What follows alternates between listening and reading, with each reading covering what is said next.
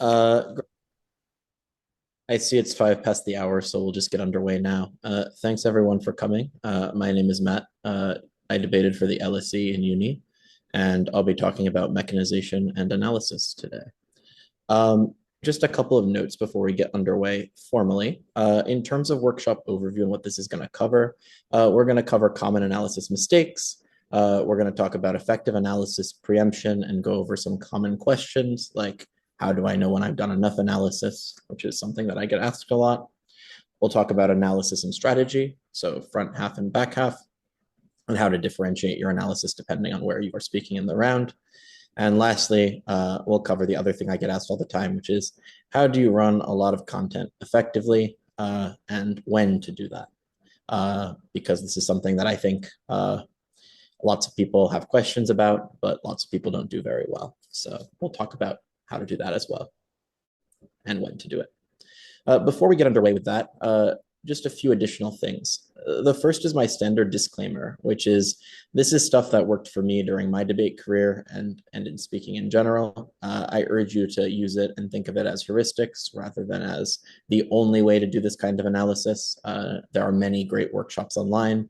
I encourage you to mix and match, explore, watch other workshops, take what you can from this one and use other workshops as well on similar topics. If you find that things that I've said here aren't working for you, that's also perfectly fine.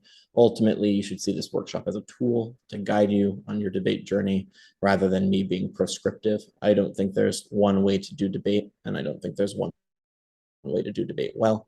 So if you can find this partially helpful, great. If you find it all useful, amazing. If you find it not helpful at all, also fair enough.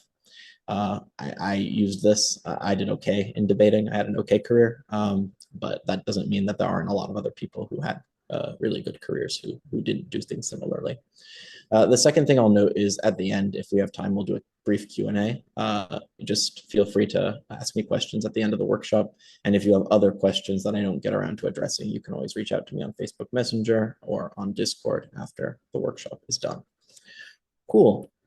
With that being said, we'll now get underway. I will say I can't see the Zoom chat. So if at some point I disconnect or become inaudible, interrupt me and tell me. If I speak too fast at some point, you can also let me know. Cool.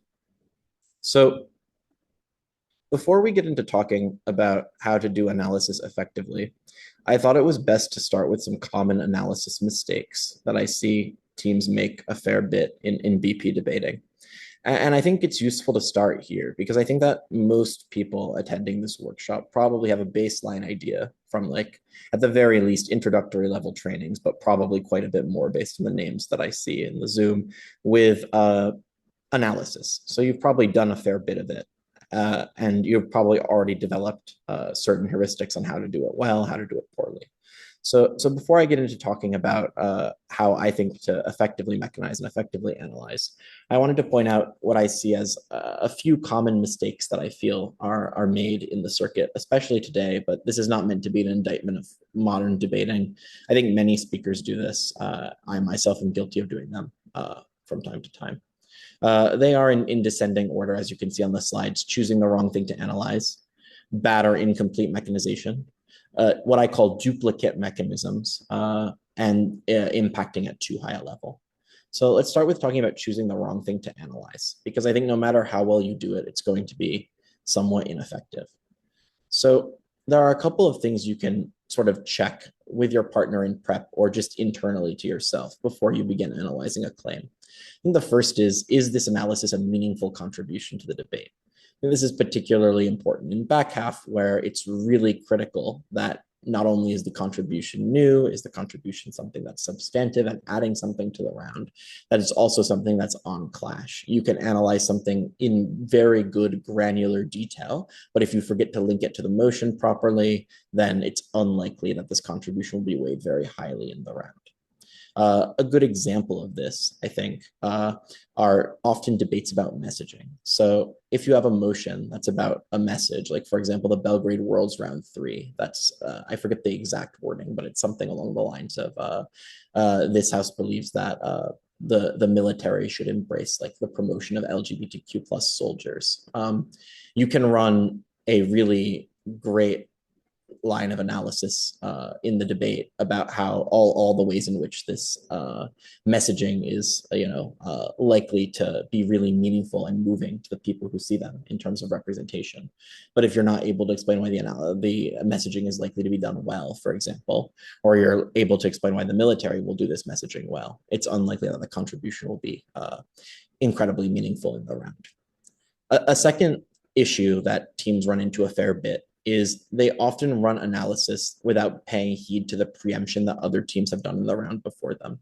And I think a really good example of this from a recorded debate that was pointed out to me a while ago and was actually used in a workshop, a written workshop by Ryan Lafferty, was the LSE Open 2018's round 5, which was "This House regrets the rise of e-health websites," so like online healthcare websites.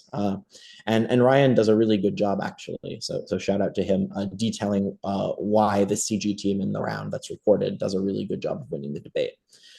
What OO does in the round is basically runs a million different arguments. They spam a bunch of material. And closing government is left to have to engage with a team that's run a lot of arguments and quite a bit of preemption to their own material. And CG runs a 3-part extension. That's essentially that the e-health websites contain inaccurate information, that the information is very widely available on the web, and that predisposes people with medical opinions about conditions and diseases they might have, thereby giving them like misinformation. And finally, that the healthcare system can't cope with the influx of new patients and becomes overburdened as a result. Because opening opposition ran a lot of material, closing government seems to be in a tough position. But the way they tackle this is by running only 3 points of refutation, which refute several core claims in opening opposition. Firstly, refuting the idea that there exist special mechanisms to regulate the websites.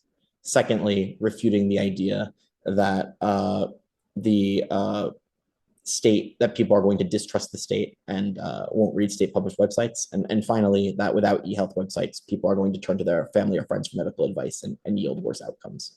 And the reason why the speaker chooses to respond to these, what Ryan says is basically that these arguments need to be taken down in order for the CG extension to work, because otherwise the claims aren't going to stand within the debate. Because if the judge buys that these regulations exist, for example, or that people are going to turn away from e-health websites to their friends, for example, then CG's mechanisms aren't going to work very, very well at all in the debate. So the reason why this is a good example of this strategy being done well is because it's mindful of the preemption that this team has done, and it engages specifically with the claims that that team is making preemptively. So that's, I think, one useful way to think about what you choose to analyze, whether or not you're paying attention to the things that teams have done before you. The third thing I think that's important to note, and this is a close corollary to the stuff I've already talked about, is if your analysis is sufficiently responsive. So does it respond implicitly or explicitly to things that were said before it? If you're a closing team or opening opposition, and if you're OG, does it preempt claims that were made by other teams? This is very similar to the example I just gave. It's just making sure that the analysis is tailored to the round at hand and very specific.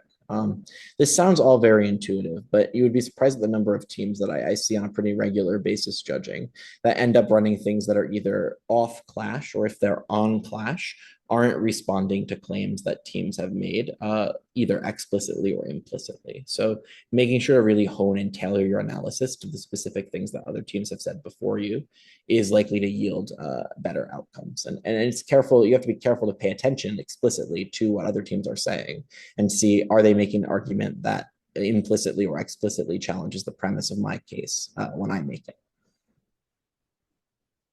The second category of, analysis mistakes I want to talk about is bad or incomplete mechanization. These are mechanisms that either contradict facts the average intelligent voter should know, or that's characterization that lacks justification, or they're just mechanisms with implausibilities, so logic that doesn't make sense, or logical gaps. So going through these in descending order. Mechanisms that contradict facts the average intelligence in that specific round. But I think it's a common problem as well where teams do this, so I would avoid it. The others are more straightforward. Characterization without justification here, I'm referring specifically to the trend for teams to assert framings. So I think that as framing has become a more developed skill in the activity, teams have become more willing in general to just assert frames and through those frames claim that certain classes of argumentation are in the debate or outside the debate. But the issue with this is that framing is analysis just like anything else and requires mechanization and justification. I'll be talking more about that a little bit later when I talk about how to do this effectively. But I think that's often unfortunate that teams will assert characterization, assert that a country works this way, assert that framing works this way, without providing that justification or without providing that underlying analysis. So obviously, there's a line here, right? Like if it's a fact that, most people know or most people should know, maybe you don't need to provide a mechanism. But in general, if you're going to provide a very detailed framing that you're claiming has a very large impact on the debate and rules out several very large classes of argumentation, then you do require justification. So in general, I think the good heuristic for this is the more your case relies on a certain frame being true or frame being proven, the more important it is that you rigorously justify that frame. And the more important, and the more your case is dependent, or the more you claim that isn't applicable in the round, the arguments that aren't applicable in the round, the more you have to detail those framings. Mechanisms within plausible logic or logical gaps are fairly self-explanatory. These are mechanisms that leap from one point to another without providing the requisite grounding for the analysis. I don't want to dwell too long on this because I'm going to talk quite a bit about how to fill in those gaps in the main part of the workshop where I talk about effective analysis, but this is just an incomplete mechanization issue, right? As opposed to it being necessarily bad. But it can also be a problem with the quality of mechanization as well. Maybe the logic underlying the claim doesn't work particularly well. Well, what I'm calling duplicate mechanisms here on the next slide aren't referring just to running multiple mechanisms, to be clear. To clarify what I mean by duplicate mechanisms, I mean mechanisms that are in effect proving the same point or are effectively you copy pasting a mechanism that you run and applying it to a different group of people. The most common way this is run is a team will say, I have 3 mechanisms for how change happens in a specific motion, for example. And then they'll say, this change happens to minority groups, this change happens to majority groups, and this change happens to a third group of people. I don't know what exactly, but like, I don't know, maybe it's wider society. And every time the mechanism is like the same. It's like the same exact claim, just applied to a different stakeholder group. So the majority gets mad about this because they feel upset that this policy was passed. Minorities get mad about this because they feel that this policy is passed, and so on and so forth. These are not actually multiple mechanisms. They're just to a single mechanism applied to different stakeholder groups. Now, obviously, it's useful to emphasize the impact that a single mechanism has on many stakeholder groups, but this is not a duplicate mechanism. This is a duplicate mechanism. This is not a new mechanism that is proving a new claim. So the good heuristic here, I think, is that each mechanism should be pretty distinct, even when you're giving multiple reasons for the same thing. And I think it's worth stepping back and interrogating a bit what the point is in general of giving multiple reasons for a claim. Because I think often people think giving multiple reasons for a claim adds some kind of inherently beneficial like quality to their analysis. Like it makes the analysis more believable, more plausible just by virtue of its quantity. But the purpose of running lots of analysis isn't to run lots of analysis for the sake of it. It's to build redundancy into the case at a level of plausibility. So what I mean by this is that if you have multiple mechanisms that each have a distinct logic, rather than just being cross applications of the same mechanism to different stakeholders, as I talked about a little bit ago, the benefit to this is that teams either have to try to outweigh you at the impact level, which if you do a good job can be tough, or if they want to engage with you mech for mech, they have to take down each individual mechanism in a different manner because the logic of each individual mechanism is distinct. And if the judge is tracking well, then they're likely going to be able to realize that if a team engages with 2 mechanisms and 1 mechanism stands, then it is plausible, not always the case, right? But it is plausible that your argument will stand in the debate as well. So the benefit of doing this is to ensure that teams have a harder time taking down each layer of your claim rather than simply to, like, I don't know, run a lot of material for the sake of running a lot of material. the benefit additionally to this, in addition to making it harder to take down each mechanism mech for mech from an opposition team, is that it reinforces the mechanism. So what I mean by this is that when you have multiple mechanisms that prove a singular impact, it strengthens the inherent plausibility of the claim if you do it well, because you're able to show multiple routes to the same thing happening. And through showing multiple routes to the same thing happening, you're able to paint a more clear picture with illustration as to how a change in policy, for example, or a change in a narrative, for example, creates a shift in, the world or in this particular stakeholder group or some kind of narrative shift in society. So that's the additional use of adding multiple mechanisms. They should not be duplicative, rather they should be reinforcing one another, and they should add redundancy to the case overall. I'm going to talk a bit about how to do this because I think it's useful. I call it layering mechanisms. It may go by different terms in debating, but this is what I call it in my head when I'm doing it. The way you layer mechanisms and insulate your case from rebuttal effectively is in prep, try to think of ways to reach the same impact, but by different means, and try to see if those different means are ones that are strong and are analytically robust and resilient to challenges, while at the same time depending on an independent logic. So an example of this is the classic motion, this house would break up Amazon. The bad way to do this is to explain 3 different ways Amazon can lobby different levels of government and increase its influence. So this lobbying works this way on the local level, this lobbying works this way on the national level, and so on and so forth. But you're using the same mechanism each time to prove the same thing, in effect. A better way to do this would be to explain how different strategies Amazon uses in order to achieve dominance in its market share impacts wider society.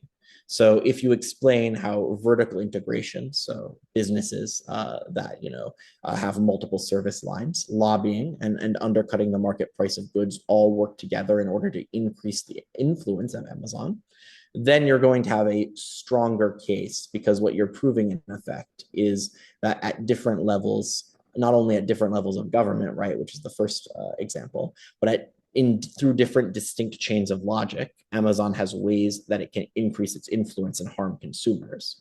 Therefore, the end impact is stronger and it's harder to refute, because in general, if a team wants to get up and respond to the lobbying claim, they can defeat the logic of the lobbying claim, and then the entire analysis you've painted about how lobbying happens at different levels of government sort of falls on its face. Fairly simple explanation, but again, something that I think teams should actively consider in prep a bit more than I think many currently do. Another example of a flaw that I witness a fair bit, and this is probably the one of these that I'm the most guilty of frequently, is impacting at too high a level. So teams will often claim something in the abstract, like this benefits minorities or this hurts consumers as a result of higher prices, or, and this is the worst one, like this shifts the Overton window so that discourse around the rights of a group of people is more accessible and commonplace. But the problem with this kind of analysis is I think in general, it means that well, it's good, and these are good impacts. It means that if a team gets up and offers analysis with a greater level of granularity in opposition to you, they're going to sound more plausible inherently just by virtue of having done more characterization surrounding the impacts. So I think adding a level of granularity and detail will help make the impact more clear to judges in a lot of instances. And as I note on the slides here, illustration is very helpful here. So you can try to give an illustrative example and then generalize the mechanism from that premise. What I mean by that is basically when you're giving a speech and when you reach the stage of impact, you can illustrate, you can give the high level tagline, you can explain how the motion hurts minorities or the motion benefits consumers, for example. And then you can give an illustration. You can say, for example, if you are an individual in this context, and I don't know, let's go back to the Amazon example. If you're an individual who, wants to buy consumer goods, when you have more companies and the price of goods is lower, you're now able to afford more because of the diversity of options that you have. And you can vote with your wallet in effect in order to create companies, give companies the incentive to reduce their prices, right?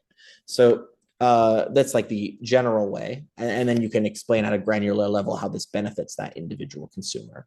Then you can say, let's abstract this at scale and think about how many different consumers all make this decision. And now you understand, as a result of all these consumers making this decision, how this changes the incentive structure of corporations at the macro level. So that's, I think, the way to solve the issue of sort of leaving the impact at too high a level. You can bring it down very narrow to a singular example and then expand that outward a bit more. Let's talk about effective analysis now, because I've spent I think 12 minutes talking about ways to do it incorrectly. There's a bit to go through here. I think that, well, I'll talk more specifically about mechanization in a moment. The battle to ensure that your analysis is effective begins in prep time. And I think this is something that it's quite important for teams to consider, which is it's fairly intuitive. And there are many good workshops on this already online that exist that talk about burdens of proof. But I think that teams often do not consider a few specific aspects of burdens of proof in prep that I'm going to go into in a bit more detail here. So obviously, the first question you need to ask when trying to make an argument is, what do I need to prove for this argument to be true? And this is something that I presume most of you with a fair bit of debate experience are already doing. That being said, what I think that teams often consider less is that the way in which they construct arguments create burdens of proof. That is, arguments have burdens of proof inherent to the way in which they're constructed, not just the burden that the argument in the abstract would have, right? So there are burdens of proof that exist based on the way in which the argument is built, in addition to the inherent properties of the argument. Like, is this claim very large scale one? Is it like changing society as a whole? Obviously, you all know that this has a higher burden of proof than an argument that, like, a societal message has a very small impact on like a few small subset of people, right? One is less plausible intuitively than the other because it, reasons a larger change from a smaller action or a smaller motion, right? That being said, in addition to those very intuitive examples, the way in which you build an argument can also impose burdens of proof. So a good example of this is motions about, these were very popular. There were a few different ones that were set last year, but motions about banning exports of Ukrainian grain to the European Union were like popular at tournaments. I think I set one at one point as well. There was one at the Vienna IV in 2023 as well. And essentially the idea of these motions was that Ukraine was exporting cheap grain to the EU. Some EU countries had banned the exports of grain to the EU, and the Ukrainians had been understandably on their part upset about this. And the EU was also upset about this for countries taking that stance as well. And in the debate I judged on this once, I had two separate clashes that emerged in the debate. The long diagonal in the debate talked about the economic impact of the policy, right? Whether the grain ban would have a positive or negative impact on Ukrainian farmers and on farmers in the EU, and whether or not this would have an impact on the like economies of each individual EU member state. And then the other teams in the round, the short diagonal, talked quite extensively about which side of the House would end the war faster, whether or not this would be, the tipping point to Ukraine triumphing over Russia and beating back the occupation of Ukrainian lands. Intuitively, I think a lot of people would say that this argument about economics is lower burden than the argument about ending the war, and they'd be right. But this was a quarterfinal of a pretty good tournament, and I think that every team in this debate was pretty good. So this begs the question, why did teams in the short diagonal not see that just inherently in the manner in which the argument was constructed, it's going to have a higher burden? And teams in the round pointed this out as well. They discussed this to an extent. So I think that the issue with this specifically is that proving a marginal change in economic policy and that this causes a marginal improvement to the economy of a state is likely to be less burdensome to prove than proving that this economic policy alone ends a war. And a good way to think about this in prep time is when you're making an argument or preparing an argument, rigorously go through each of the steps that it would be needed to be true. For example, if you're trying to prove that a change in EU policy towards Ukrainian grain would end the Ukrainian war, you need to prove, I think, a lot of different lines of analysis that are intuitively pretty high burden. And the issue with that is that it's very difficult when you think about all of the externalities that exist exogenously to the motion, that this will be the sole tipping point or one of the major tipping points that leads to Putin pulling back forces or pulling back troops from Ukraine, right? So that I think is one way that you can like interrogate these arguments to find out which has the higher burden. And when you are constructing arguments, you can also construct them in such a way that they are lower burden based on how you construct them, right? So a way to modify the argument about this economic policy ending the war would be to maybe, talk about how it would have maybe some impact on the war, but not a major one, for example, and then weigh that off against economic benefits. Obviously, economic benefits are not inherently superior to military benefits. So if a team gets up and says, we're not claiming this will end the war, rather it will give Ukraine an advantage in this, and this region, thereby saving lives, and lives are more important than economic benefits. I think this changes the dynamic of the round just a bit. So constructing the argument in such a way that it has a lower burden, in addition to interrogating the overall burden that the argument has just by virtue of what you're choosing to run, are ways you can improve at this. So yeah, as I note on the slides, you should check your intuitions. The more steps that are required for something to be true, the less plausible that argument is. And I think judges intervene against arguments they consider higher burden and arguments that aren't commonly run all the time. So I think that what I mean by this, and I'll talk about this more in later slides, is that often teams don't consider the human element of debating. And I think that judges, like debaters, often speak and talk to speakers when they don't, right? And therefore have an idea of arguments that are commonly run and are popular with debaters at all levels of the sport. And often popular arguments were run by debaters before, and then they get taken up and they become part of like the canon, so to speak, in debating. And the problem with this is that obviously teams want to run new arguments as well, but it creates an implicit sort of bias in the heads of some judges, many judges, because judges will intervene, and often in my experience do intervene all the time against arguments they consider higher burden and arguments that aren't commonly run. So if you're running a claim that is very novel, or is something that you predict is sort of outside the realm of what often speakers choose to run in motions like these things, you should gut check this and try to think a little bit about how to make it as rigorously analyzed and detailed as possible to overcome that implicit bias that many judges will have against the more novel nature of the argument. Now, this isn't true all the time. There are many judges who do a really good job judging this. I don't think this is like a problem that is so endemic that this should not be read as a call out of all judges. But I do think that there is an implicit bias that exists in many aspects of the BP community against arguments that are sort of outside the, I don't like the term, but meta of debating. So think about that and apply a higher level of scrutiny to claims that operate outside that as a speaker, such that you're able to survive the higher level of scrutiny those claims will receive from judges in some instances. I see in the chat there's a question, what is granularity here? Granularity, I mean detail. Apologies. I realize that's an EPL moment. I'll avoid the term going forward. With that being said, yeah. So watch out for judge intervention, check your intuitions, and pay attention not only to burdens that arguments have that are constructed, but also the burdens that not only arguments that are inherent to the motion, the burdens that arguments are inherent to the motion, but arguments how they're constructed as well. Cool. Effective analysis, part 2. As a general rule, strong mechanization offers a detailed explanation at each step of analysis, fairly straightforward.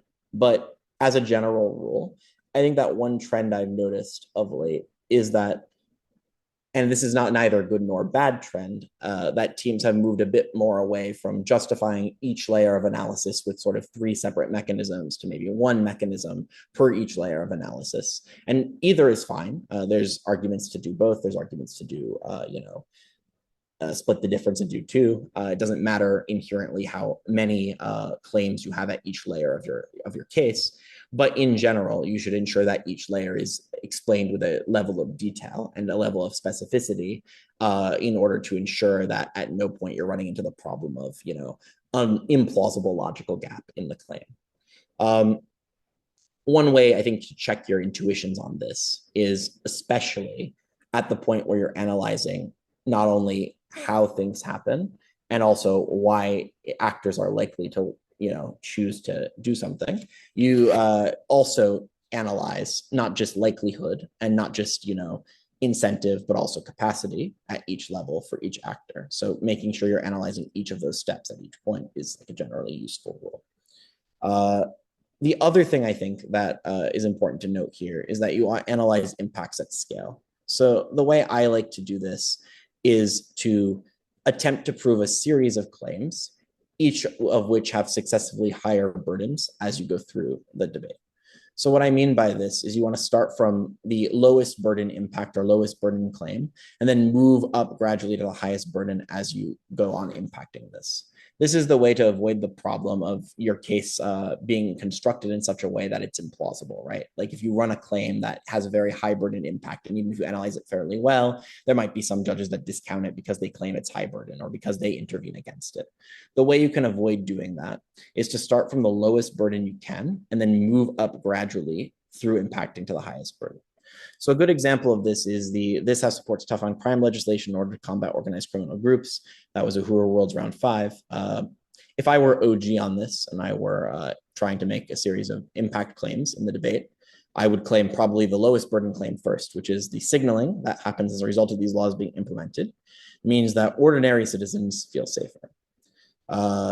Fairly straightforward. And the reason why I think this is the lowest burden claim is because it operates at the lowest level of necessity of logical leaps to convince a judge that it's true, right? This doesn't really matter to an extent how effective the laws are. I do think that just implementing the policy does have a signaling effect, at least until you see whether it works or it doesn't, that some number of people will probably feel a little bit safer, right? Now, obviously, you should analyze the other stuff and you should analyze why it works well in order to make the case stand at the strongest possible point. But what you can do is you can prove that the signaling from these laws makes ordinary citizens safer just at the point of passage. And that is an impact you can claim for your side just by virtue of the motion happening. Another fairly low burden claim is that this deters some crime. Obviously, this is contingent on you proving that the laws work, at least to some degree. But it's fair to say that if you get tougher on crime, that probably does deter some people from doing crimes, right? Fairly intuitive argument. Obviously, then you get into higher burden claims, like whether this disrupts the functioning of organized criminal groups. And the highest burden, of course, like organized criminal groups can no longer function, peace comes to crime-stricken communities, everyone is happy, is I think the like highest burden claim you can make in the round, or one of the highest burden claims you can make in the round. The way I like to do this is to work backwards from the impact and prep with my partner. So if I want to prove that organized criminal groups can no longer function in society, and that's like the terminal impact I want to reach, I know it's high burden, and I know there are many steps I have to fulfill in order to do it analytically, but also I want to pay attention to not only each step of argumentation that I need to fulfill analytically to do it, but also to pay attention to what impacts can I claim incidentally along the way as I attempt to reach this analysis. So what I'm careful to do then is to impact each stage of this happening, right? So I impact at the lowest burden first, and then gradually, as I'm analyzing each claim, move up to the higher and higher impact. What this has the effect of doing, just like the earlier claims I made about adding redundancy into mechanisms with the breakup Amazon example, is it makes it harder for teams to refute your claims. Because if you claim arguments, if you claim impacts that operate at different levels of burden at each point in the debate, then you're going to, I think, do a pretty good job at insulating yourself from teams that challenge the plausibility of the terminal impact. So if a team gets up and attacks the claim that organized criminal groups will, no longer function, and they do a pretty good job responding to that, arguably they are still losing if the claims are proven well to the lower burden impacts about signaling and deterrence, right? Or even the lower burden claim that the organized criminal groups are, somewhat less functional than they used to be. So that's an additional way to sort of strengthen the analysis you're running in the round. Now, this works in a variety of different types of motions, not just crime motions, right, to be clear. So another classic motion is this House would mandate that all civil servants are democratically elected rather than appointed. In this motion, the lowest burden claim, like most motions about like democratically elected anything, right? Like I think this is a bad motion, but like this House believes that central bank governors should be democratically elected. Same logic applies here, right? Or this House would, implement any policy that devolves government control away from technocrats and to voters, right? In these kinds of motions, the lowest burden argument you will always have. And the reason it's so popular in debating is because you can prove very simply that voters having more choice is a good thing. And when voters have more choice, which they have simply as a consequence of the motion being passed, they're able to exercise a fundamental right more frequently, which is a good thing. Now, obviously, the argument is beatable, but this is the lowest burden claim you can make in this kind of round. So before you get into all of the analysis that you'll have to do about like how the campaign will necessarily be good, for example, in the civil servants motion, or for example, before you get into all the analysis about why the laws for organized criminal groups are going to be good, you can claim some impacts just by virtue of the way the motion is worded and just by virtue of the fact that the motion hands them to you, that if you analyze them well, strengthen your hand and insulate and build in redundancy to the case that then you otherwise would have. So that's, I think, a good heuristic for how to analyze those impacts at scale in debating. This is a common question I get a fair bit. How do you know when you've done enough analysis? And I put it in here because I feel like this is something that somebody is going to ask. Maybe not, but it's possible. Few examples here. I mean, the slides say it pretty clearly, but just like more than 3 reasons for something is usually overly redundant. So this is a do as I say, not as I do moment. 4 reasons for something, pushing it 5 reasons or 6 reasons, overly elaborate and probably not the most strategic use of your time, because at that point you are trading off detail for detail and efficiency for more content, right? And you can benefit more by adding a greater degree of detail to the 3 or 4 mechanisms you do have. So more than 3 reasons, unless this is something that you feel is particularly central, you feel that a 4th reason is incredibly, intuitive or useful or provable, stick to 3. The second thing you can do is check your intuitions, right? Is something intuitive to you or to the average judge? This is useful. A good anecdote of this is that my old debate partner, Ahmed, was a very talented guy, and he found a lot of debates about relationships to be very intuitive to him. He had a very strong intuition that this was how the way the world worked in relationships debates, and it was very hard to talk him out of it when we were in prep. And often he was right. More than me, he was right, but sometimes he was wrong. And when he was wrong, it caused us problems in terms of winning those debates. So what I would do is I would check and make sure that even if the intuition was right, that he was explaining all of the lines of analysis in the claim. And when he was explaining all the lines of analysis in the claim, it was done in a way that was intuitive to the average judge, not just to him. So this is especially important, I think, a more generalizable example, right? If you have subject matter knowledge, right? If you're an economics student, for example, and you're on a technical finance motion, or if you study a specific country and that's your focus of your like master's dissertation in international relations, and I don't know, that country comes up. For a long time, this was me in Lebanon. Every time a Lebanon debate came up, I got very excited and I would drop a bunch of spec and the judges would never know what I was saying. But that is something where you should be especially checking your intuitions and making sure that the average judge is able to follow. You can also infer this by just paying attention to your judges, especially in in-person debate. An unfortunate casualty of online debating is judge body language, but often what I would do is I would pay very careful attention to how judges were internalizing arguments I was making, whether they were nodding or shaking their head, or whether they were, like vibing with a particular argument. And it's a good tell in a lot of instances, because judges can't always disguise their exasperation of what teams are saying. And even if they can, you can still infer from the way they look and the way they're taking notes, whether they're being attentive or just, on autopilot. So one way I tried to use this in my speaking career was pay attention, especially to wings. So seeing if they're buying claims that you're making at the same level of attention that the chair is, or if they're zoning out at specific moments. Then I would calibrate my speech speed, or I would calibrate anything I was doing at that time, like impacting to the mood of the wings, or as far as I could tell them, right? And then I would talk to the wings after the round and see exactly whether or not my analysis of their body language was on point. But yeah, obviously don't get too caught up in this, but it's something you can do. I think the human element is really important, especially at tournaments like Euros, right, that are in person. And given that more and more debate, especially in Europe, is back in person now, right? Like you should just generally be paying attention to these kinds of things. The final thing to note here is, and this is something I talked about a bit earlier, that points are proven at the point judges are willing to credit them.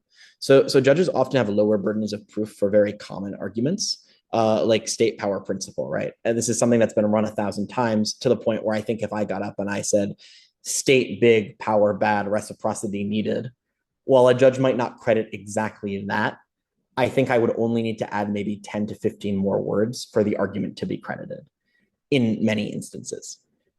This is common in a lot of arguments. And given that that is the case, you can pay attention to the degree to which judges are willing to credit arguments in general, and also through feedback ascertain to the degree to which, in general, judges are willing to credit arguments, and then modulate the amount of time that you spend analyzing an argument based on the way the judge is liable to credit them. So when I'm speaking around and I want to run the state power principle, I know that I can spend less time on that argument because it is so embedded in the debate canon that most judges will have a lower burden of proof to accepting it. Similarly, judges will intervene on plausibility way more for novel arguments. So when I'm making a novel argument, I would always detail that more. This is something that was really useful for me in particular. If your speaking style trends towards running a lot of material and talking a little bit faster than the average speaker, this can be a really useful tool because you can analyze arguments at a lower level of detail if judges are more liable to fill in the gaps themselves, and then spend more time analyzing the arguments in more depth that judges are less liable to credit on their face value or at their own terms. I can say this now because I'm not speaking anymore frequently, but obviously notes to judges to take note of that when a speaker is doing that, to make sure they're proving their arguments to the level of detail that's needed to be proven, right? Not just the level of detail that you can infer, but moreover, insofar as judges are going to let you keep getting away with it, and many will, you can get away with under analyzing certain claims and then spending more time analyzing a different claim if you know that a judge is liable to credit that argument at a more face value. So that's something that I don't think will ever be truly solved in debating, but if it is an exploit that I think you can utilize to know when you've done enough analysis. And in general, a good heuristic is the more often an argument is run, the more common it is in debating, the less time you have to spend convincing a judge that it's worth buying. Let's talk about preemption now, which is on a slightly different note. This is a question I also get a fair bit, which is how do I preempt claims that come out later in the debate, especially if I'm analyzing something and then like closing opposition gets up and refutes after 55 minutes of prep my OG case that I've carefully constructed and has withstood challenges from 2 other teams. The general rule is it's usually pretty ineffective to frame explicit preemption at the start of your speech. And this is just because it's very hard to tell exactly what teams will run unless the motion begs a question, right? Like it's the kind of very unbalanced debate and you're propping it from OG and you need to address kind of an elephant in the room in order to like, even have a functional debate, then maybe then you can preempt it. But in general, it's usually ineffective to frame very much preemption at the start of your speech. If you have to preempt something, maybe do like 2 points of preemption at the beginning and don't do too much more than that. A smarter way to do this is to build preemption into each mechanism. And what I mean by this is that the way you explain your premise and your claim should implicitly or explicitly preempt other teams. A good way to think about this is when you are coming up with mechanisms or when you're coming up with analysis to consider what you think the trade-off in the debate is likely to be. And this goes for whether you're OG or whether you're any position in the round, because obviously as the debate progresses, you'll be able to ascertain what the trade-off is, but you should still be considering it in prep as well. And when you're preparing your case, if you're in CG or CO, the useful thing you can do here is when you build your case with those trade-offs in mind, to implicitly or explicitly, often explicitly is useful, note that trade-off, especially if you're prime minister, in the mechanism itself. So while you're explaining how something happens, you can flag that another team may claim or has claimed that actually the thing that you're saying happens in the inverse, but the reason it's likely not to happen in the inverse is because X, Y, Z, for example. Moreover, you can also do this at the end stage of each impact, right? You can say, and I know opening opposition is going to come back at this and say X, but actually Y is true. This is generally a more useful way, I think, to structure preemption, just because it doesn't leave you as flat-footed if the team runs something completely unpredictable that you didn't prepare for, but nonetheless make sure that your mechanisms have built-in detail that insulate them from being easily responded to by other claims. Note also that this preemption analysis can also apply really nicely and tie in really nicely with the stuff I already talked about when you're layering mechanisms. So when you have multiple mechanisms that are proving the same impact, you can build preemption in to each mechanism, meaning that you create additional layers that other teams need to overcome in order to defeat the premise of the claim you're making. Again, like this analysis is not just run for the sake of running more things, rather adding this additional layer of detail makes it harder for teams to overcome. I'll talk about strategy really quickly here, and then in the last 10 minutes before we do the Q&A, I'll talk about the dark arts, matter dumping, or how to run a lot of content and do it well. Obviously, front half and back half strategy differ a bit. Front half is more preemptive in general. You can run more claims and cover more analytical ground, and you can build more preemptions into mechanisms. And you'll have to in order to, your case to withstand 55 minutes of scrutiny. Back half, on the other hand, generally speaking, a good heuristic is to focus on 1 to 2 extensions maximum and to use as much characterization as possible to weaken front half teams in general. In order to ensure that your claims sound stronger by comparison. So delving into this in a bit more detail, in front half, I generally think here the useful way to do analysis is to try to think about what is most central to the round and then analyze that in the greatest degree of depth as possible.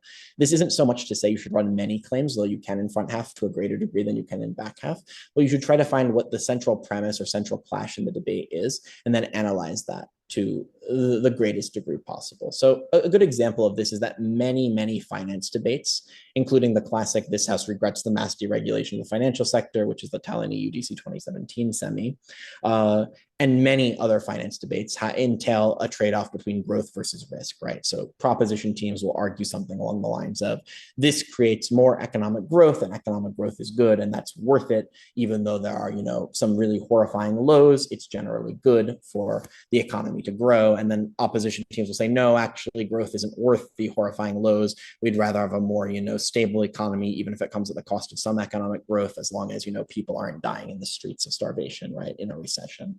And this is how the claims go back and forth, right? Where one team will say that, economic growth actually mitigates the degree of risk. And then other teams will say, actually, no, the more growth you have, it necessarily comes at the cost or expense of risk, right? In these kinds of debates, it's useful to ascertain that you're dealing with one of those kinds of debates, a growth versus risk debate, and then run the most central claims you can to the growth versus risk clash in front half. Here, I think it's worth not spending so much time on extraneous claims. In general, very extraneous claims that are run in extension rarely work very well in terms of analysis. And you can also build in preemptions to them, right? You can say if either back half team tries to run this or talk about this, we think it's fairly marginal to debate for these reasons, right? On back half, conversely, as I already noted, 1 to 2 points maximum is pretty standard. I think it's useful. Generally, 1 is ideal. I'll just use this time because I realize I am running a bit short to highlight 2 things I think that are useful for teams to consider going to this Euro specifically. The first is that the manual says very explicitly that closing teams don't win through already minimal additions to already well substantiated points. And I think most teams know in general on an intuitive level that if they add 1 mechanism to an opening team that's already run everything, it's very unlikely that they're going to, win the debate. That being said, I think that there's a trend that I've noticed towards teams sort of picking and choosing certain analytical extensions or certain horizontal extensions that ultimately do wind up being very minimal in terms of substantiation. That is what they're characterizing, what they're analyzing in addition to the front half already has like a massive implicit burden it has to overcome, because intuitively the degree of characterization it's adding is just fairly limited in value in comparison to what's come before it. And here, I think the reason this happens, and this leads me into my second claim, is that teams aren't taking enough advantage of the strategic benefit of back half, which is that you get to recharacterize and reframe a lot. And you can use that characterization not to knife, but to weaken and open up gaps even in your own openings analysis, right? So often teams, no matter how good they are, will leave analytical gaps in their claims, right? And if you're a closing team and you want to add analysis onto an opening team that has already made a pretty strong claim, something you can do to bolster the quality of your analysis and then make sure that the analysis in the case that you build flows naturally from that is to fixate or pick on, maybe small analytical flaws in the opening team's case, and not disingenuously, but create an opening for yourself by characterizing the debate in a manner that is advantageous to you, right? And explain why that context is maybe less relevant or less important. Now, obviously, this is like delving more closely into the realms of strategy, so I can't go too far into this here. But I do think in general, when you are analyzing claims in back half, it's worth adding an additional note of strategic substantiation to those claims, or beginning your speech by opening up some gaps in the top half's analysis, so to speak, and then filling in those gaps with your extension. So those are my notes on front half and back half strategy. I realize that's a bit briefer than maybe I wanted to go into, but if you have questions about that specifically, I'm happy to talk about it in the Q&A.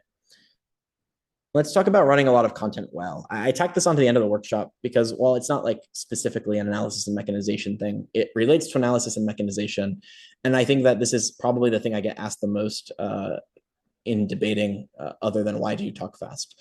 I think that like there's a lot of benefits, obviously, that running a lot of content can have if you do it well. But I think there are a fair number of traps that people run into when they're trying to run a lot of things that wind up making it so that the strategy falls short of its potential. And in terms of disclaimers here, I'm not saying that this is the only way to do debate or even the best way to do debate, right? I think it can work for some people. I think it can work in some rounds, right? I don't think it's the only way to do debate. I don't think it's the way that every round ought be done. And I'm not making a normative statement here about what debating should be. There's many good styles, right?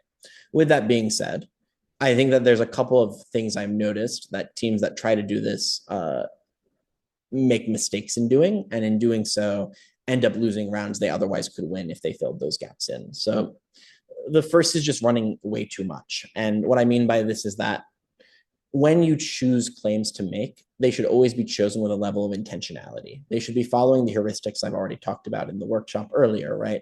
Do they have a burden of proof that is feasible to prove? Is it something that, is something that you could fill in, right?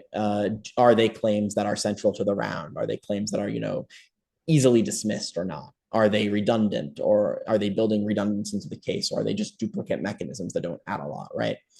And teams fall into the trap of, spamming every claim that they can think of fairly intuitively. Even if you have many cases or many claims to run, you want to ensure that even if you're running like 4 arguments from opening government, that all 4 arguments are central to the debate and are core debate winning premises that you can, in the abstract, in theory, dedicate a whole speech to. Secondarily, many leave significant analytical gaps in their arguments in order to run more of them, or in the worst cases, even just become entirely unintelligible, right? Because they're speaking so quickly. The first thing is more of a strategic issue, right? Which is if you find that judges are routinely saying that the claims you're running have significant analytical gaps in those arguments, then it's important to, I think, in this case, slow down, take stock of what you are running, and pay extra careful attention to make sure you're meeting each of those burdens, right? Before you then try to, maybe speak a bit faster and then run a bit more content, right? If you find yourself becoming unintelligible, then that is the point where you should slow down, right? Because at that point, I think every judge will dismiss the arguments and be right to do so, because if they can't follow you, then it's, on you as a speaker.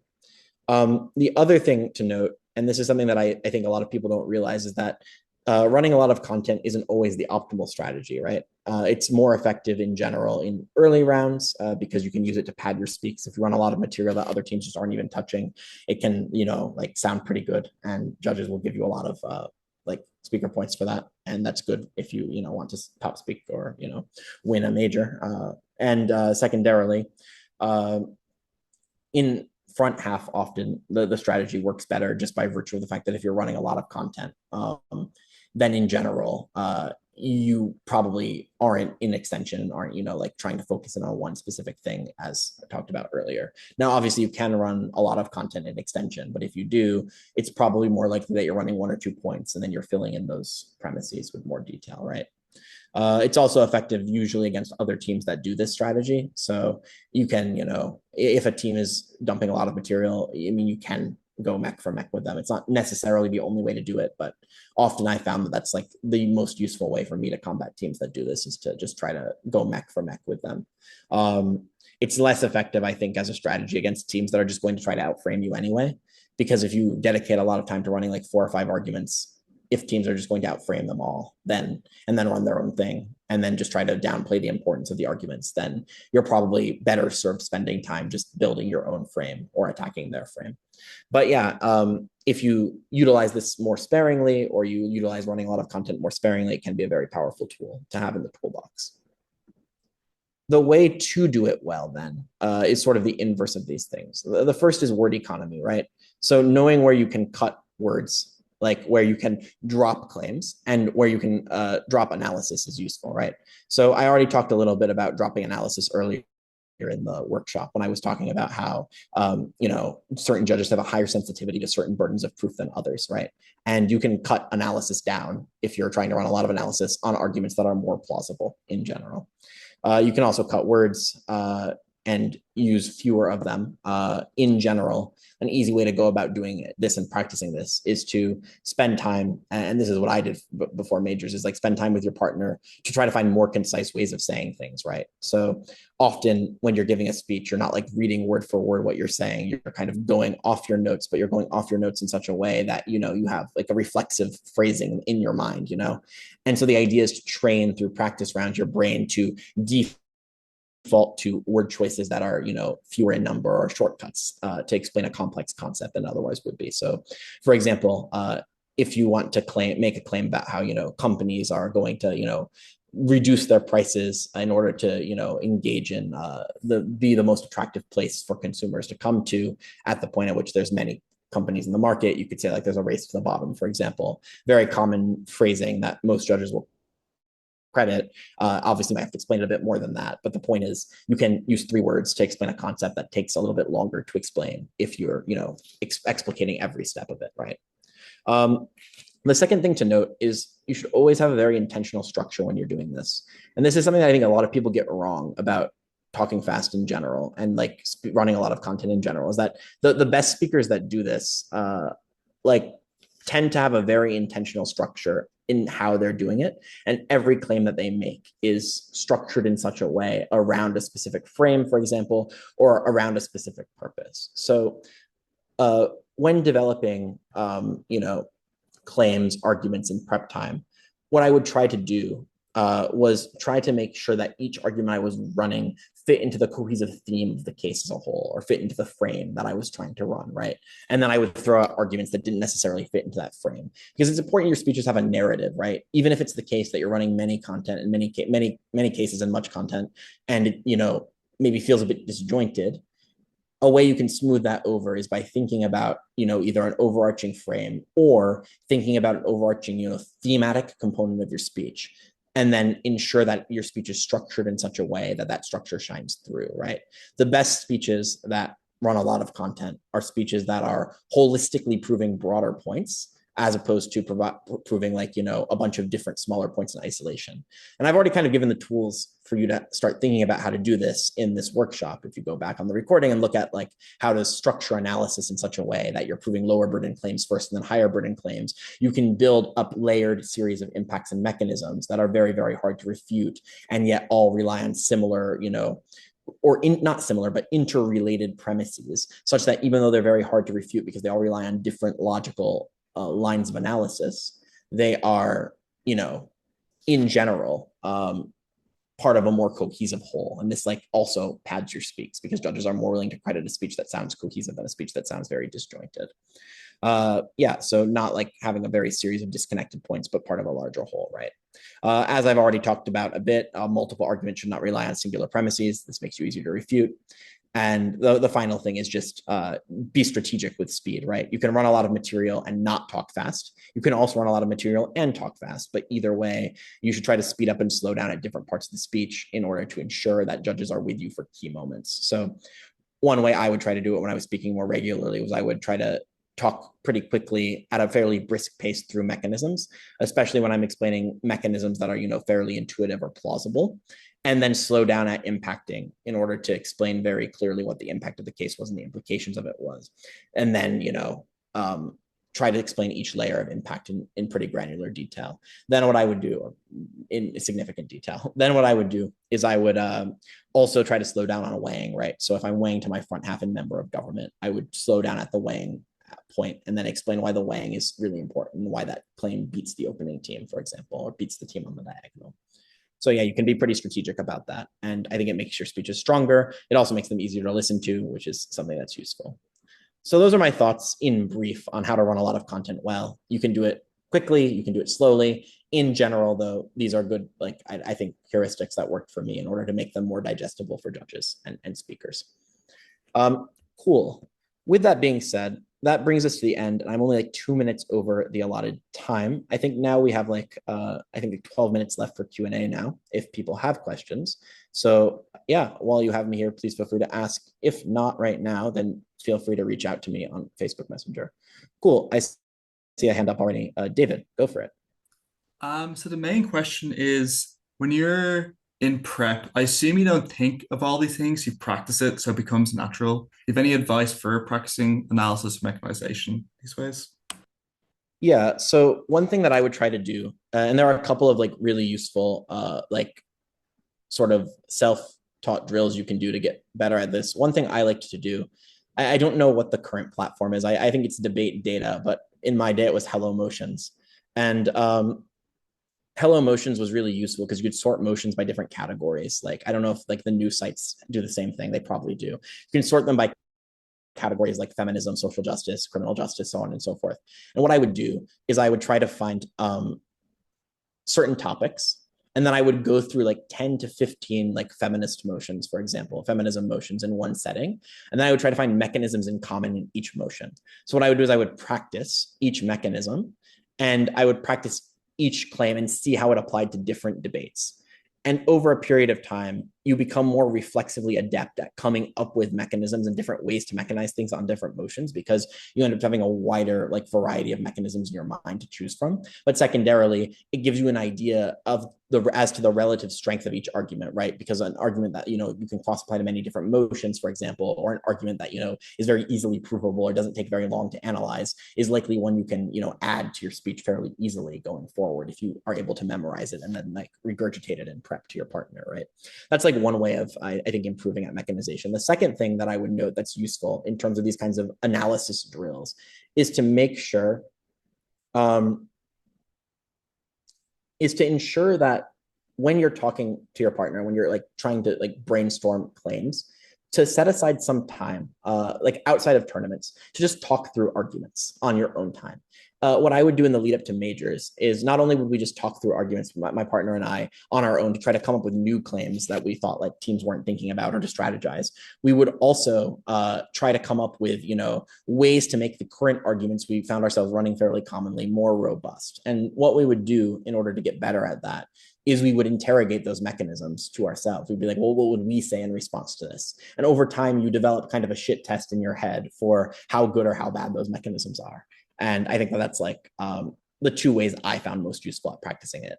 There are likely others. I urge you to like explore and see what you find works best for you. Another drill I like, which isn't specifically about analysis, but is really like helpful to that, is you can take a motion, come up with like the 5 most plausible arguments you can think of, and then arrange them in the order of weakest to strongest, and then pretend you are in like closing government off of the team ahead of you that ran the first argument, run the second argument and try to weigh that argument against the first argument, and then do the same for each argument in succession. This is not an analysis and mechanization drill per se, but the reason it's useful is because it gives you the ability to develop like a sort of like mental shit test for how strong an argument is, because you're able to understand the relative strengths of arguments on their own merits in comparison to one another, and therefore how much of a burden of proof the argument might have in order to weigh over other claims that might happen already in a debate that's similar to this. That's how I would go about doing it. Does that answer your question, David? Yeah, that was really helpful. Thanks. Yeah, no worries at all. I'm going to move past Amelia's question and refer them back to the slides, very funny, and go to Piotr, who asked in the chat, sometimes judges say that mechanization does not prove a quote unquote tipping point. How do you frame mechanization that does? This is a very good question. I think a couple notes here. Generally, when judges say mechanization doesn't prove a tipping point, what they mean is that you have not sufficiently convinced them of the likelihood that specifically that mechanization will have a meaningful impact on the thing you're claiming it has. 2 ways to go about getting better at this. The first is to make sure that the argument you are making making is proven in the correct proportion to the impact you're trying to claim. So going back to the banning Ukrainian grain example, right? If you're going to try to argue that this is going to end the Russia-Ukraine war as a result of, Ukraine being able to export grain and maintain its financial supplies, you need to get around a lot of questions of plausibility, right? Namely, how this influences the current battlefield situation, for one, but moreover, all the different interlocking things that happen exogenously to the motion. For example, the relative strength of each military, the relative strength of each economy, the relative strength of the EU, the relative strength of other funders for supporting Ukraine exogenously and will do so regardless of whether or not grain shipments resume or don't resume, and so on and so forth. And the reason why a judge might say this argument didn't prove a tipping point, even if you consider some of these things, is because you haven't convinced the judge that the claim you are making has the impact in the presence of all of these exogenous factors, which they may point out in their mind, or like teams may point out, right? In the round. The way you get better at doing this is, so firstly, like making sure that the argument you're making is something that you can prove with plausibility analysis actually has the desired impact or tipping point in the debate, right? If you're trying to prove something very high burden like this, and you really, really, really want to prove it, at least layer it, right? To explain how like there are lower burden impacts as well that accrue as a result of these kinds of things, right? So that's like the first thing. Second thing that I would note that might be useful here on that specific thing is that in addition to proportion, right, and in addition to making sure that you've provided enough of that analysis, ensure that you've spent sufficient time, proving an exact margin of change at the impact level. So what I mean by this is often teams will say something fairly abstract when they're impacting, as I talked about before, like this harms a specific group of people, but you can say very explicitly the status quo, and then you can explain this is status quo, here is the exact margin by which they're hurt, this is why this is larger, and this is the meaningful difference that this thing specifically has on that person being harmed. A very good way to conceptualize this, especially in narrative debates, is to very explicitly talk about the countervailing forces or countervailing narratives. For example, so in a motion, like, I don't know, this house regrets the narrative that you should push yourself to your limits, right? For example, and you're like opening government, you want to claim that this narrative is harmful to minorities. What you can say is you can say, look, there are many other narratives that are harmful for minorities in society. Here is the specific way that this narrative interacts with these specific people at this specific juncture in their life. And this is the margin of change that this impact has specifically. We recognize that other narratives also influence these people in similar ways. We think that this narrative, through the mechanisms I've given, has this specific impact on them. And that's why we ought regret this narrative. That's the other way you can go about doing this. Does that answer your question? That's like one broad way to do it. Actually, I guess the other way you can do this is you can set up a tipping point, like I think very cleanly, by doing characterization and analysis, like at the start of your like point, right? You can frame very explicitly like what status quo is, and then say explicitly, this changes that in this way, and then go through the mechanization, and then again, reiterate the impact in the ways that I told you before. Often though, when judges say this, what they really mean is that like, you didn't convince them, like I said at the start, that the argument is, plausible in general. So in general, a lot of the stuff I've already talked about how to make the argument seem more plausible and more layered is cross-applicable here. But yeah, hope that makes some sense. Do you have any further clarifying questions on that, or does that answer?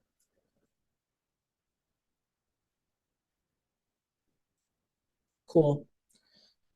Let's talk. I see Jeremiah, you've had your hand up for a bit. Do you want to jump in, and then I'll get to Henrietta? That's good.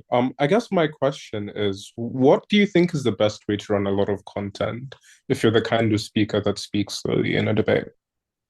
Yeah. So obviously, a lot of the tips I talked about word economy, for example, are useful. Right? Like that's obviously cross-applicable. You don't need to talk quickly in order to have good word economy and to be efficient about it.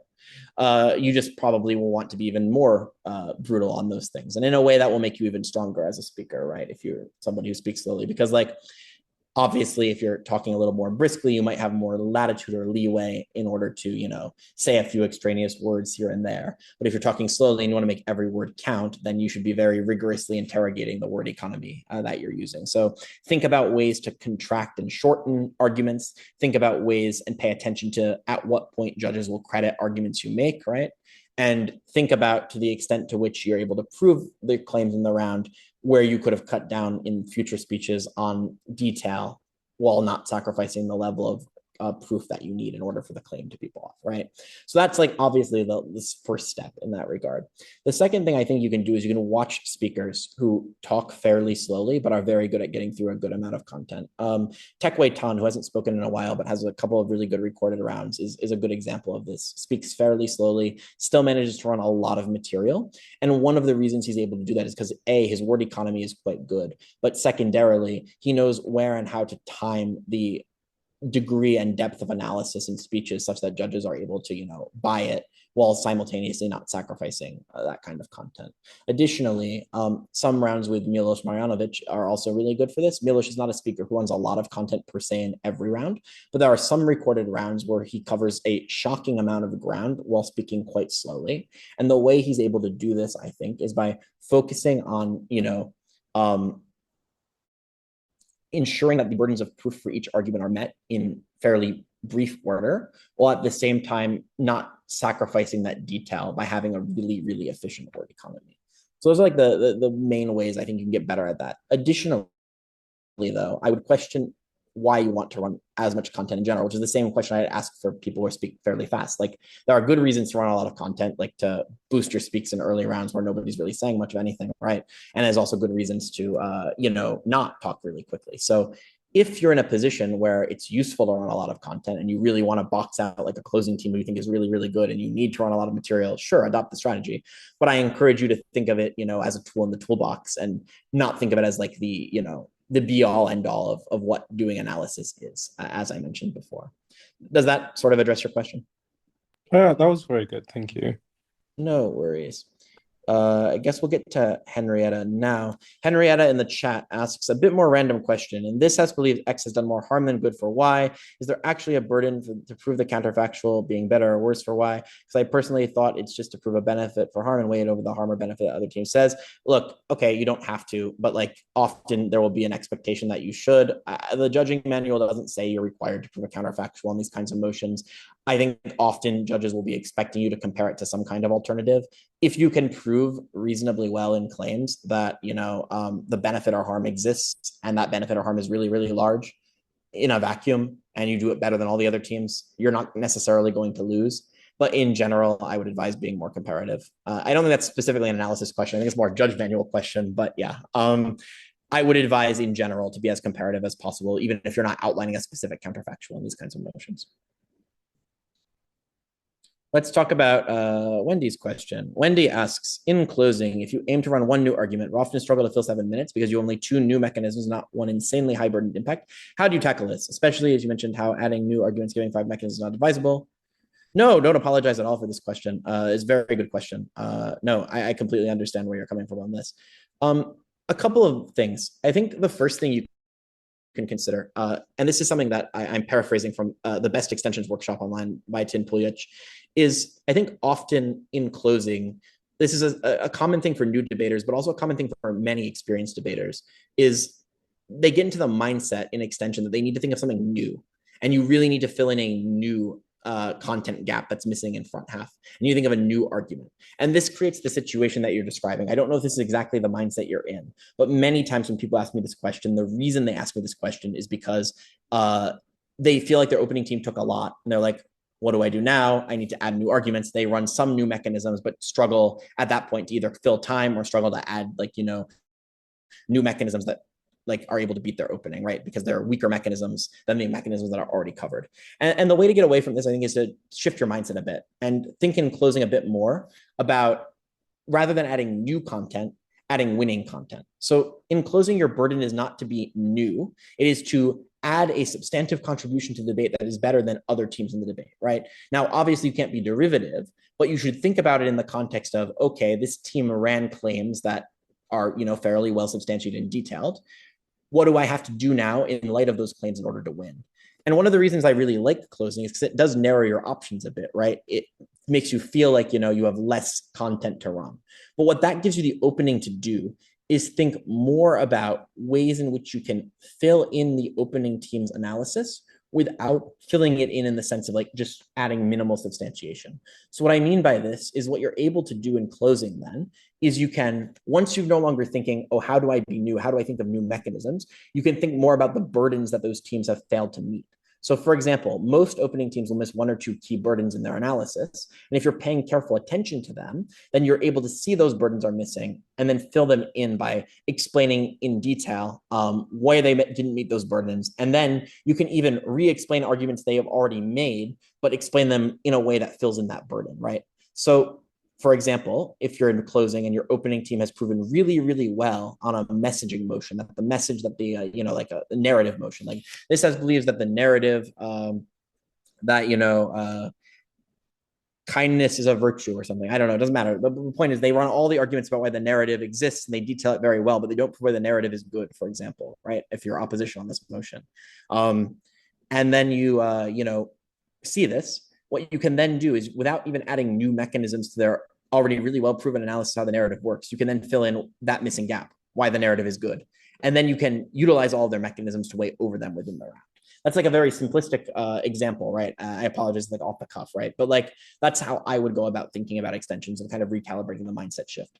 The second thing I think you can do is you can think about not just new mechanisms in the same vein, but think about mechanistic gaps. So often teams will miss a burden in explaining a mechanism, right? So if a motion is, and I keep using narrative motions because I think they're good here to illustrate that these motions have many burdens. If teams miss a burden in the motion, a mechanism, like they don't explain how the message is internalized by a group of people, but they explain really well how the message looks in wider society. You can then explain actually the same mechanism, but how it is internalized, right? You can explain the other half of the mechanism and say, well, without this, their mechanism doesn't work, for example. It's actually very common in shockingly good rooms. Teams will miss these things. So you can often find you'll punch high above your weight if you're paying careful attention to those missing mechanistic burdens. And another mindset shift I think that might help with this is try to conceptualize you as filling gaps in your opening in the way a deputy would, as opposed to thinking of you needing to come up with like new concrete material. Like obviously you need to think in a bit of a different way because you don't want to be derivative or just like filling in tiny gaps. But don't think of yourself as necessarily needing to add new mechanisms. Rather think about ways to fill in gaps in mechanisms without which the case doesn't work, or think of ways to analyze strategic implications of what teams have said and then fill in those strategic implications in more depth or detail. That's like the way to sort of have a starting point on that. Obviously, the question goes a bit deeper than just analysis and mechanization, but a couple of good workshops you can think to watch on this in more detail is Tin Pulich's extensions workshop, which has a great blueprint on how to do this in practice. There's also a couple of really useful, like I know SEED debate has a pretty good workshop on analysis and mechanization that talks a bit more than I got to about burdens of proof specifically at a more beginner intermediate level. And I think that might be a useful place to start as well if you check on their channel. I can also make sure those are linked in the video description once we're done with the workshop. I hope that makes sense. Cool, no worries at all. Cool, Piotr has a question. According to the current manual, if you find a gap, improve the gap, but use the same material, that doesn't mean you win as being logically prior. It's not sufficient in of itself, so how would you weigh it? I mean, chat says, how would you be filling a gap if you're using the same material? Yeah, to be clear, it's not so much that you fill the gap using the same material.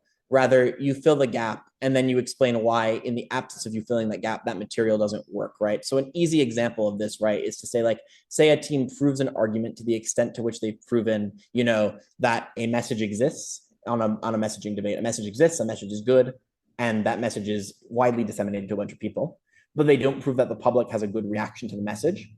Obviously, this is a pretty critical missing burden. And if you can demonstrate through your extension why missing that burden and that burden being missing means the entire case doesn't work without it, then in filling that analytical gap, you can then weigh that over your opening, right? That's how you end up weighing, right? You explain why in the absence of that existing, the extension itself doesn't work, and then you fill in the premise.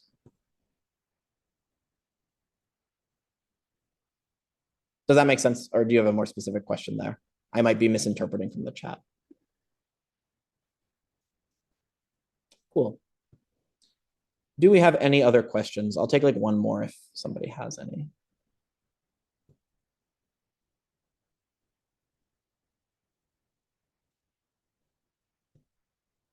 What's my favorite speech I've given? either the world's quarters from Madrid or the Vienna pre-Worlds LO from the final in 2023. It's not that one that everybody says is cool, the KCL Open one. That I talked too fast there, and I could have proven my points with more word economy. It got to be Portugal. Come on, Ronaldo. Okay, we'll cut that last bit out about speeches and stuff and football predictions. But yeah, thanks everyone. If you have further questions, you can always reach out on Messenger. I hope that was at least a little helpful. Yeah, thanks everyone. Bye.